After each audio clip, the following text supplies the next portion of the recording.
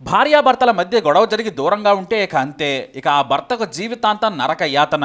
కోర్టులతో యుద్ధం చేయాల్సిందే. ఎందుకంటే భర్తతో కలిసి ఉండేందుకు ముందుకు రారు. కనీసం పోషిస్తానని చెప్పినా చాలా కేసుల్లో మహిళలు వినరు. మాకు క్యాష్ కొట్టు, మా బతుకు మేము బతుకుతామంటారు. పోనీ భర్త సంపాదనకు అనుగుణంగా అడుగుతారా అంటే అది లేదు. లక్షలకు లక్షలు కావాలని లగ్జరీ లైఫ్ కోసం మొగుడిని నల్లిని నలిపినట్టు నిలిపేస్తారు. ఇలాంటి కేసులోనే ఓ మహిళా న్యాయమూర్తి సదరు క్లయింట్ ను నిలబెట్టి నిర్మాత కడిగి పారేశారు. కర్ణాటక హైకోర్టులో జరిగిన ఈ వాదనలో చట్టాన్ని కొంతమంది మహిళలు ఎలా దుర్వినియోగం చేస్తున్నారో జడ్జి చాలా చక్కగా చెప్పడమే కాదు, ఓ మెసేజ్ను కూడా పంపించారు. మునుకుంట్ల రాధ కొన్నాళ్ల నుంచి భర్తకు దూరంగా ఉంటోంది. అయితే తనకు భర్త నుంచి 6,16,300 రూపాయలు ప్రతి నెల మెయింటెనెన్స్ కింద ఇప్పించాలని తన లాయర్ ద్వారా కోర్టుకు చెప్పించింది. దీంతో న్యాయమూర్తికి కోపం వచ్చేసింది. నెలకు 6 లక్షల పైన మెయింటెనెన్స్ ఖర్చును అడగడంతో జడ్జి అవాక్కైపోయారు.